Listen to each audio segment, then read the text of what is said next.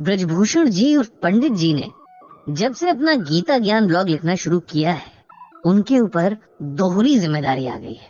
अभी तक वो सिर्फ अपने मन के सुकून के लिए गीता पढ़ते और समझते थे। अब अपने ब्लॉग के पाठकों के सवालों के जवाब तलाशने के लिए गीता को फिर से पढ़ रहे हैं, ताकि उनके जवाब की तलाश भी पूरी हो और उन्हें सही मायने में गीता ज्ञान भी मिल सके। और इसी गीता ज्ञान को आप सुन रहे हैं कुकू एफएम पर। रोज कोई न कोई सवाल पंडित जी के पास आ ही जाता है। हर सवाल के पीछे एक कहानी होती है, क्योंकि जीवन की कोई भी परेशानी अचानक से नहीं आती। उसके पीछे सालों से एक भूमिका बन रही होती है। हमारे फैसले, हमारी इच्छाएं और हमारा व्यवहार सब मिलकर आने वाले कल की इबारत लिखते हैं। इसीलिए अगर आज की किसी परेशानी का हल तलाशना है, तब पुराने दिनों के पन्ने पलटने जरूरी हो जाते हैं। वैसे ही एक किताब के पन्ने पलटने जा रहे हैं पंडित जी, ताकि उसकी मदद से किसी की परेशानी का हल गीता के पन्नों में तलाश सके। पंडित जी के पास जो समस्या सवाल बनकर आई है, वो कहीं बाहर से नहीं है, उनके खुद के घर से। उनकी जान से ज्यादा प्यारी छोटी बहन उर्मिला के घर से आई है। हालांकि समस्या उर्मिला की बहू दिव्या ने उन्हें कल शाम फोन पर बताई है, लेकिन पंडित जी वो ये जानते हैं कि अगर उन्होंने इसका हल ना निकाला तो उनकी बहन की जिंदगी भर की मेहनत बेकार हो जाएगी। जिस सपने के पीछे उसने अपना जीवन होम कर दिया, वो बिखर जाएगा। ये सोचते हुए पंडित जी की आंखों के आगे अपनी बहन का पूरा जीवन तैर गया। 3 भाइयों की इकलौती बहन थी उर्मिला, सबसे छोटी भी थी, इसीलिए माँ बाप के साथ भाइयों की भी लाडली थी। तीनों भाइयों की पूरी कोशिश रहती थी कि उनकी बहन को कोई परेशानी ना हो, उसकी कोई फरमाइश अधूरी ना रहे, उसकी आंखों में कभी कोई आंसू ना आए और पैर तले कोई कांटा ना चुभे। लेकिन अगर हमारे चाहने भर से जिंदगी चलती तो फिर किसी को भी कभी कोई परेशानी होती ही नहीं। किस्मत में जो लिखा है वो कई बार हमारी इच्छाओं के एकदम उलट होता है और इस पर किसी का जोर चलता ही नहीं। उर्मिला और पंडित जी समेत सभी भाई बहन जिस वक्त में बड़े हुए, उसके समय लड़कियों को पढ़ाई के कम ही मौके मिलते थे।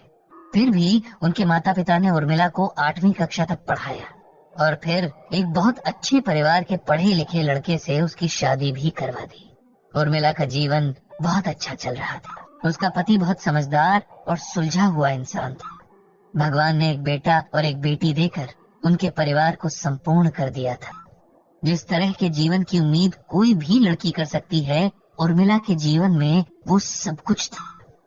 लेकिन किस्मत को शायद कुछ और ही मंजूर था।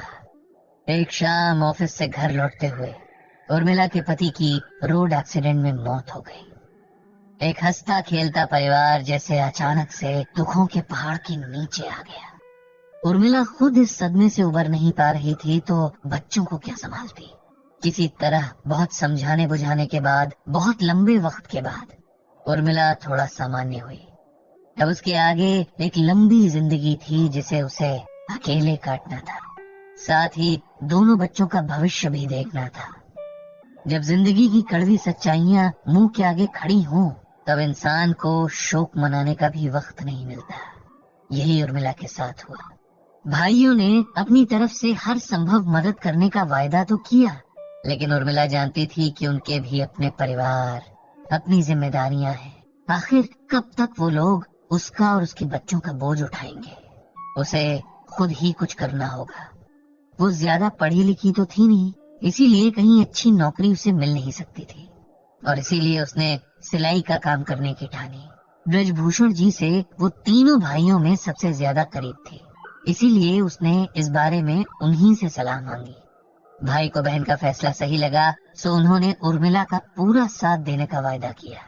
ब्रजभूषण जी ने उर्मिला को सिलाई का डिप्लोमा करवा दिया। धीरे धीरे घर पर ही उर्मिला को सिलाई का काम मिलने लगा। मेहनती तो थी ही, साथ ही अच्छे नेचर की भी थी, इसीलिए काम लगातार बढ़ता गया। जब काम बढ़ता गया तब उर्मिला ने अपने आस पड़ोस की महिलाओं को सिलाई सिखाकर काम देने का फैसला किया। इस तरह कुछ ही सालों में उसका अच्छा बड़ा सिलाई केंद्र बन गया था, जिसमें उसकी तरह की कई जरूरतमंद महिलाएं काम करती थीं और एक रिस्पेक्टफुल जिंदगी जी रही थी। उर्मिला के दोनों बच्चे भी होनहार निकले। दोनों ने खूब पढ़ाई की और अच्छी नौकरियां पाई। उन दोनों ने उर्मिला से एक फैक्ट्री खोलने को कहा ताकि और ज्यादा महिलाओं को रोजगार मिल सके। इन सब में पूरी तैयारी और मदद उसके दोनों बच्चों के साथ ब्रजभूषण जी ने भी की। जिस दिन फैक्ट्री का उद्घाटन था उस दिन ब्रजभूषण जी अपनी बहन के प्रति बेहद गर्व का अनुभव कर रहे थे।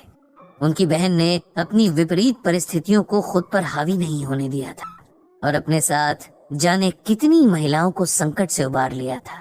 बेटी और बेटे की शादियां करके उर्मिला ने अब उनके प्रति अपने दायित्व पूरे कर लिए थे। उनकी बहू दिव्या ने मैनेजमेंट की पढ़ाई की थी और अब वो अपनी सास के साथ फैक्ट्री संभाल रही थी। सब ठीक चल रहा था, लेकिन एक दिन उर्मिला बाथरूम में फिसल कर गिर गई और उसकी कमर में बहुत बड़ी चोट लगी, जिसकी वजह से डॉक्टर ने उसे पूरे 6 महीने के बेड रेस्ट के लिए कहा।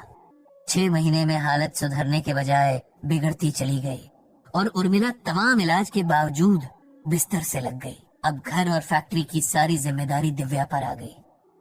उसने कोशिश तो पूरी की, लेकिन उर्मिला की फैक्ट्री न जाने से वहाँ के कर्मचारियों के बीच कई तरह की समस्याएं आने लगी। काम से ज्यादा काम चोरी होने लगी, अनुशासन खत्म होने लगा, जिससे काम पर फर्क पड़ता और कारोबार पर बुरा असर होने लगा। इसी समस्या से परेशान होकर दिव्या ने पंडित जी को फोन किया था। वो जानती थी कि उनके पास कोई न कोई हल जरूर होगा, कोई अच्छी एडवाइस तो वो जरूर देंगे। पंडित जी ने उसकी तमाम शिकायतें सुनी कि फैक्ट्री में काम करने वाली महिलाएं देर से काम पर आती हैं, काम चोरी करती हैं, वगैरह वगैरह।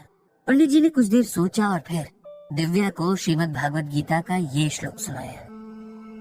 यद्यदा चरते श्रेष्ठस्तत् देवेतरो जनः स यत् प्रमाणम कुरुते लोकस्तदनु वर्तते।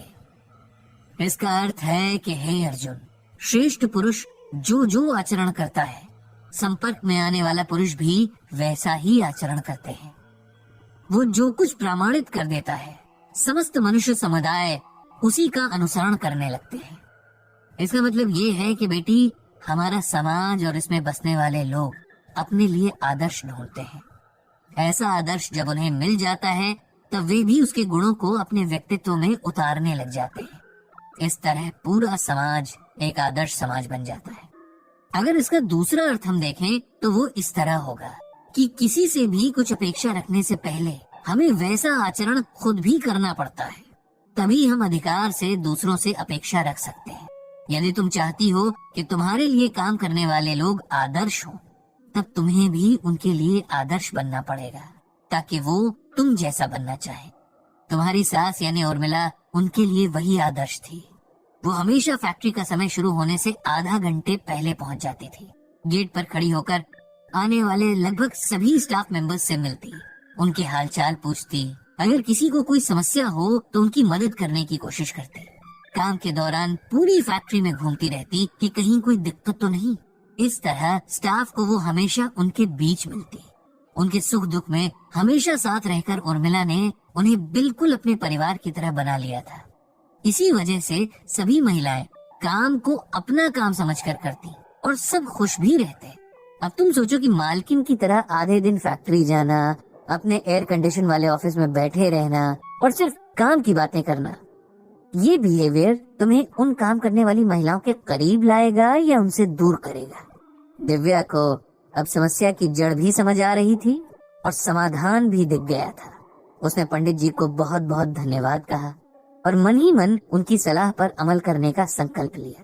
पंडित जी ने भगवान श्री कृष्ण और श्रीमद् भागवत गीता को प्रणाम किया और प्रार्थना की कि प्रभु सभी को सही राह दिखाएं।